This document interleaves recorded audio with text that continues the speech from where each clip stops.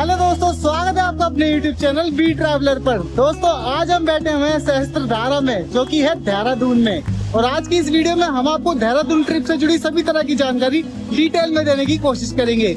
जैसे कि आप देहरादून कैसे आ सकते हैं, देहरादून में कौन कौन सी जगह पर आप विजिट कर सकते हैं और किस किस तरह से आप घूम सकते हैं, देहरादून में ठहरने और खाने पीने की क्या क्या व्यवस्था रहेगी, और देहरादून में घूमने के लिए स्कूटी रेंट पर आप कहां से ले सकते हैं। ये सभी जानकारी हम आपको इस वीडियो में डिटेल में देने की कोशिश करेंगे, इसलिए वीडियो को बिना स्किप किए एंड तक देखिएगा। चलिए दोस्तों, देर न करते हुए शुरू करते हैं।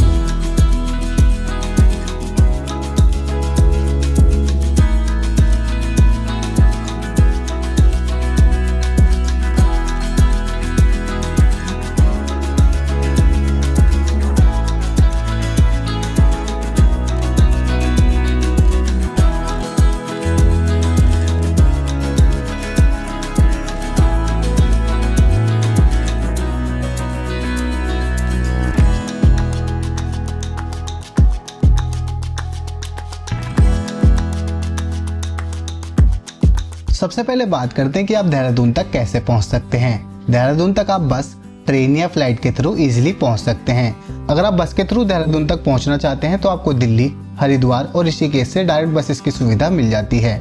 एंड अगर आप ट्रेन के थ्रू देहरादून तक पहुंचना चाहते हैं तो आपको भारत के कई बड़े शहरों से देहरादून रेलवे स्टेशन तक के लिए ट्रेन मिल जाएंगी। एंड अगर आपको देहरादून रेलवे स्टेशन तक के लिए डायरेक्ट ट्रेन नहीं मिलती है तो आप हरिद्वार या फिर ऋषिकेश तक ट्रेन के थ्रू पहुंच सकते हैं। एंड उसके बाद या तो आप ट्रेन चेंज करके देहरादून तक पहुंच सकते हैं या फिर आप बस या फिर शेयरिंग टैक्सी से देहरादून तक पहुंच सकते हैं। शेयरिंग टैक्सी से आपका किराया लगभग 80 रुपये पर पर्सन का रहता है एंड बसेस से आपका 70 से 80 रुपये पर पर्सन का रहता है।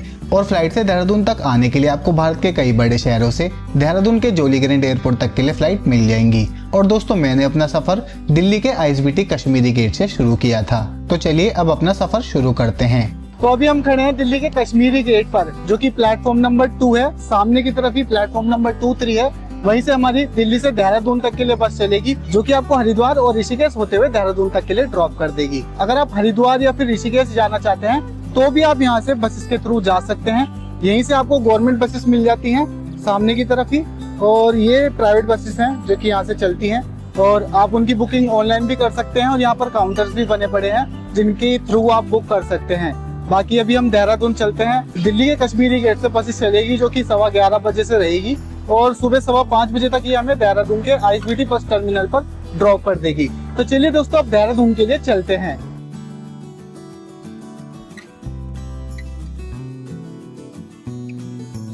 यह है देहरादून का ISBT बस स्टैंड, और आपको यहाँ तक के लिए दिल्ली, ऋषिकेश, हरिद्वार से डायरेक्ट बसेस की सुविधा मिल जाती है।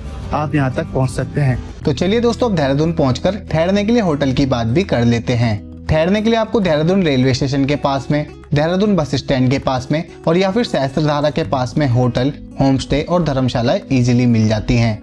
होटल आपको यहाँ पर 1000 रुपए से 1500 रुपए तक में मिल जाएंगे। धर्मशाला आपको 600 से 700 रुपए तक में मिल जाती है। और अगर आप इन होम स्टे में पर पर्सन के हिसाब से रहना चाहते हैं तो आपको 1500 रुपए से 1800 रुपए तक में पर पर्सन के हिसाब से मिल जाते हैं, जो कि मील के साथ रहते हैं। क्या चार्जेस रहते हैं वैसे स्कूटी के? 600 रुपीज पर डे से स्टार्टिंग होता है, और मेरे पास जो बाइक्स की फ्लीट है वो up to 1600 rupees per day. अलग अलग बाइक्स के अलग अलग। ये आप लोकेशन बता सकते हैं भैया? लोकेशन है सर हमारा ये UK07 शिमला बाईपास रोड। पूरा नाम शॉप का है UK07 cycle plan. Shimla bypass road है और ISBT के जस्ट बराबर वॉकिंग डिस्टेंस। यहाँ से आप आके स्कूटी बाइक्स आप रेंट पे ले सकते हैं। ठीक है, थैंक यू भैया। तो जैसे कि आप देख सकते हो कि यहाँ से आप ISBT से बस वॉकिंग डिस्टेंस पर ही है, तो आप यहाँ पर से स्कूटी रेंट पर ले सकते हैं। और अगर आप ISBT बस स्टैंड के पास में लेना चाहते हैं तो आप वहाँ भी स्कूटी रेंट पर ले सकते हैं या बाइक रेंट पर लेकर घूम सकते हैं। 500 से 600 रुपये में आपको यहाँ पर स्कूटी हर जगह पर मिल जाती है, और बाकी आपकी अपनी लोकेशन के हिसाब से घूम सकते हैं। मैं यहाँ की तरफ आया हुआ था तो मैंने यहीं से स्कूटी रेंट पर ले ली है। अब चलते हैं देहरादून के सफर पर। सबसे पहले हम चलते हैं FRI के लिए, जिसकी दूरी देहरादून बस स्टैंड से ओनली 9 किलोमीटर की है, जिसे पूरा करने में हमें लगे लगभग 15 मिनट।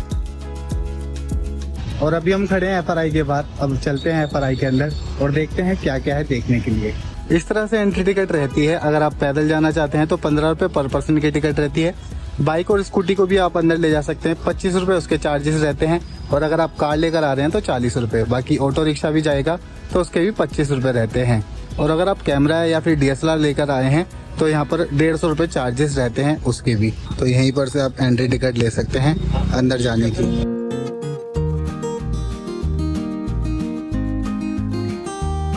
अभी हम खड़े हैं FRI के म्यूजियम के बैक साइड में और पीछे की ओर देख रहे हो कि कितना बढ़िया एरिया है।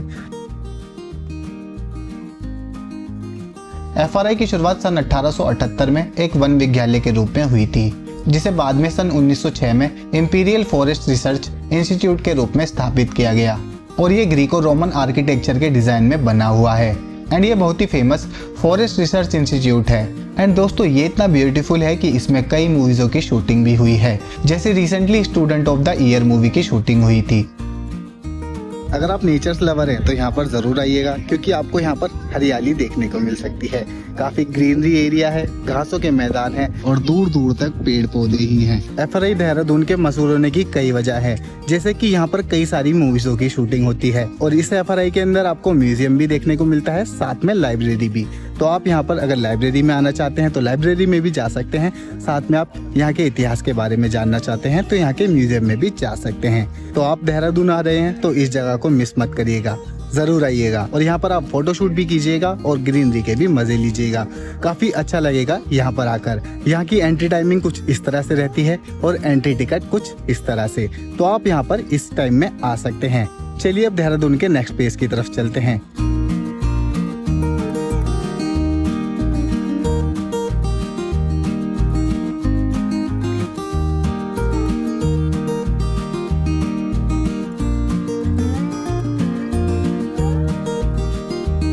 दोस्तों अब हम चल रहे हैं श्री टपकेश्वर महादेव मंदिर की तरफ, जो कि FRI से ओनली 3.5 किलोमीटर की दूरी पर है और हमें पहुंचने में लगे ओनली 10 मिनट।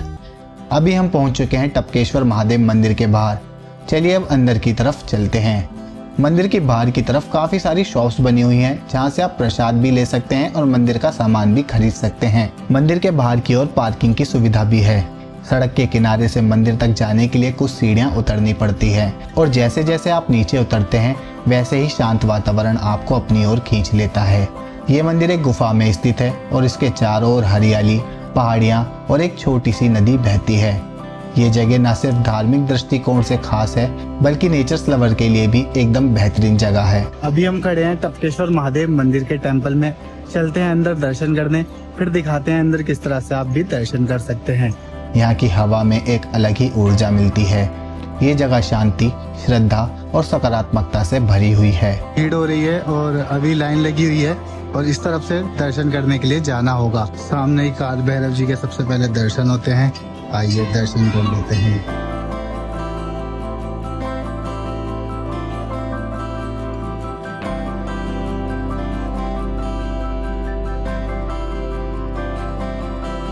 पहले के समय में यहाँ से दूध निकला करता था, जो अब सिर्फ पानी की बूंदें निकलती है, लेकिन सिर्फ शिवलिंग के ऊपर। बाकी जगह पर बहुत ही कम निकलती है। मंदिर का प्रांगण कुछ इस तरह से है। बाकी अंदर की तरफ तो कैमरा या वीडियो बनाना अलाउ नहीं था। बाकी यहाँ का हम वीडियो बना के दिखा देते हैं कि इस तरह का रहता है, जो कि आप यहाँ पर आकर दर्शन कर सकते हैं। हमारे पीछे की ओर लोग यहाँ पर कुछ टाइम अपना पानी में बिता रहे हैं। मंदिर में दर्शन करने के बाद आप भी यहाँ पर कुछ टाइम अपना पानी में बिता सकते हैं। तो आप यहाँ पर आए तो यहाँ पर कुछ टाइम बिता सकते हैं और आपको मंदिर में दर्शन करने में 10 से 15 मिनट ही लगते हैं। बाकी शिवरात्रि के टाइम में यहाँ पर आएंगे तो शायद आपको थोड़ा भीड़ देखने को मिलती है, अदरवाइज आपको यहाँ पर वीकेंड पर भी 15 से 20 मिनट में ही दर्शन हो जाते हैं। टपकेश्वर महादेव मंदिर की कहानी महाभारत काल से जुड़ी हुई है। इसी स्थान पर गुरु द्रोणाचार्य जी ने तपस्या की थी और इसी जगह पर उनके पुत्र यानी कि अश्वत्थामा जी का जन्म हुआ था। ऐसी मान्यता है कि द्रोणाचार्य जी ने अपने पुत्र को दूध मिल सके उसके लिए भगवान शिव की तपस्या की। उनकी तपस्या से प्रसन्न होकर शिव जी ने गुफा की छत से दूध जैसा अमृत टपकाना शुरू कर दिया, जिससे अश्वत्थामा जी की जरूरत पूरी होती रही और आज के समय में यहाँ से हल्का हल्का पानी गिरता है, इसलिए इसे द्रोण गुफा के नाम से भी जाना जाता है। ये स्थान वर्षों से तप और भक्ति का केंद्र माना जाता है और इसी वजह से इस मंदिर को टपकेश्वर महादेव मंदिर के नाम से जाना जाने लगा। टपकेश्वर का मतलब है टपकने वाला ईश्वर। इस मंदिर में आने का समय कुछ इस तरह से रहता है। मंदिर के बाहर आपको काफी सारी शॉप्स देखने को मिल जाती है, जहाँ से आप प्रसाद खरीद सकते हैं और जूते चप्पल भी आप बाहर भी जमा करा सकते हैं। मंदिर के अंदर की तरफ भी आप निःशुल्क ये जमा करा सकते हैं। बाकी अगर आप खाने पीने की व्यवस्था करना चाहते हैं तो यहाँ पर आपको काफी सारी शॉप भी देखने को मिल जाती है। तो अब चलते हैं मंदिर के सामने की ओर ही है माता वैष्णो देवी मंदिर, तो वहाँ पर भी दर्शन करने के लिए चलते हैं। मंदिर के लिए ये रास्ता जा रहा है जहाँ से आप आगे की ओर से पुल पार करके मंदिर में दर्शन करने के लिए जा सकते हैं।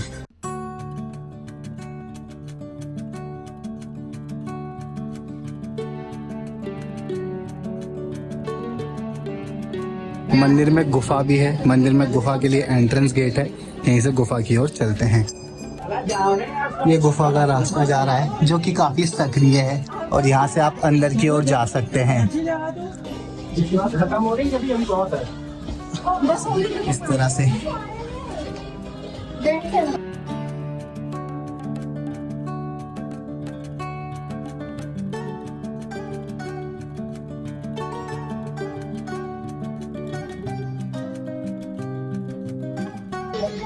जैसे वैष्णो देवी में देखने को मिलता है, इसी तरह से बिल्कुल यहाँ पर भी आप दर्शन करने के लिए आ सकते हैं। मंदिर की गुफा पार करते ही सबसे पहले आपको भैरव जी की मूर्ति देखनी होगी।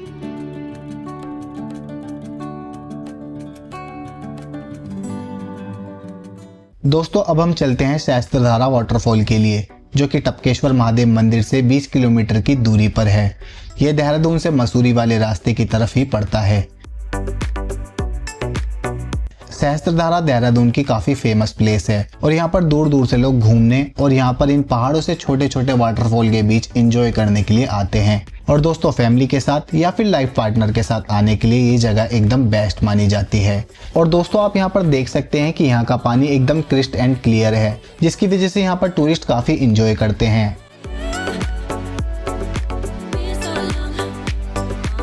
काफ़ी अमेजिंग जगह है। अगर आप देहरादून आ रहे हैं तो ये आपके लिए एकदम बेस्ट जगह रहेगी। आप यहाँ पर आकर एंजॉय ज़रूर करें। एंड अगर आप बच्चों के साथ या फिर फैमिली के साथ आ रहे हैं तो सहस्त्रधारा वाटरफॉल के लिए ज़रूर आइएगा।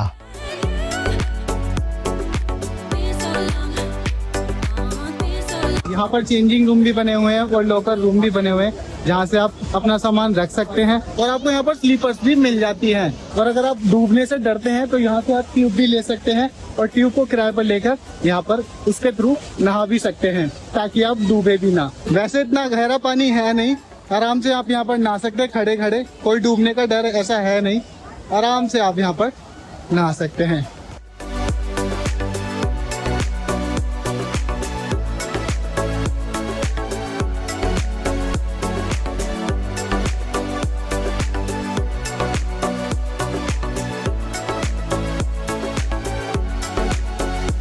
और सामने की तरफ ही एडवेंचर पार्क भी है। अगर आप बच्चों के साथ आ रहे हैं तो एडवेंचर पार्क में भी एंजॉय करने के लिए जरूर जाइएगा।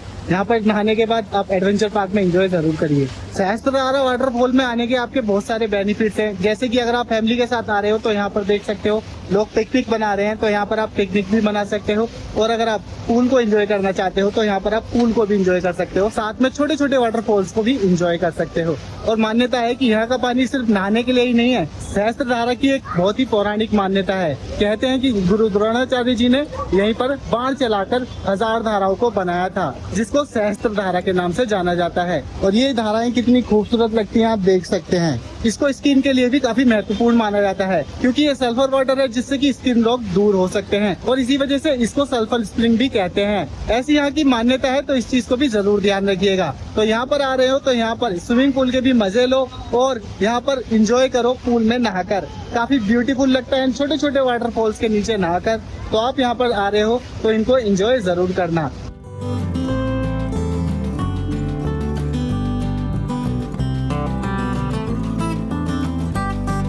यही साथ में मार्केट भी है जहाँ से आप शॉपिंग कर सकते हैं, और पीछे ही बना हुआ है रोपवे के लिए टिकट काउंटर, जहाँ से आप रोपवे के थ्रू ऊपर तक जा सकते हैं। और उसके बाद अगर आपके पास और भी समय बचता है तो आप रॉबर्ट्स केव यानी कि कुच्चू पानी के लिए जा सकते हैं, या फिर आप माइंड रोलिंग मोनेस्ट्री के लिए भी जा सकते हैं। हमारे पास टाइम की लिमिटेशन थी, इसलिए हम उन जगहों को कवर नहीं कर पाए। और खाने पीने के लिए आपको देहरादून में जगह जगह पर रेस्टोरेंट, होटल एंड कैफेज देखने को मिल जाएंगे, जहाँ पर आप अपने खाने पीने की व्यवस्था कर सकते हैं। यहाँ पर आपको एक नॉर्मल थाली की कॉस्ट 150 रुपये से 200 रुपये तक की आती है।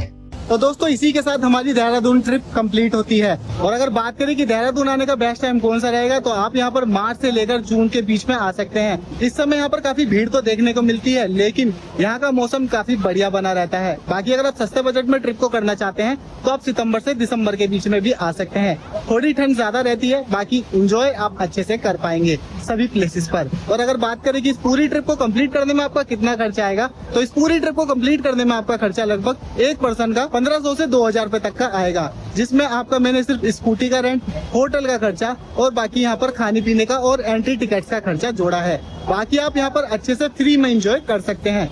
कुछ प्लेसेस तो ऐसे हैं जहाँ पर आपको जरूर जाना चाहिए। और दोस्तों कमेंट करके जरूर बताइएगा कि हमारी देहरादून ट्रिप आपको कैसी लगी। आई होप आपको मेरी इस वीडियो से देहरादून ट्रिप से जुड़ी सभी तरह की जानकारी डिटेल में मिली होगी। अगर फिर भी कोई क्वेश्चन मुझसे छूट गया है तो आप हमें कमेंट करके पूछ सकते हैं, या फिर आप हमें फेसबुक या इंस्टाग्राम पर मैसेज करके भी पूछ सकते हैं। हम वहाँ पर भी आपको इसी तरह की जानकारियाँ देते रहते हैं। आई होप आपको मेरी ये वीडियो पसंद आई हो। अगर आपको मेरी ये वीडियो पसंद आई है तो वीडियो को लाइक करें और अपने दोस्तों और परिवार के साथ वीडियो को ज्यादा से ज्यादा शेयर करें। एंड ऐसी ही और वीडियोस को देखने के लिए चैनल को सब्सक्राइब जरूर करें और बेल आइकन को प्रेस करना ना भूलें, ताकि आने वाली इसी तरह की और भी वीडियोस को आप सबसे पहले देख सकें। मिलते हैं एक और इन्फॉर्मेटिव वीडियो के साथ, तब तक के लिए Har Har Mahadev. Thank you so much. जय हिंद।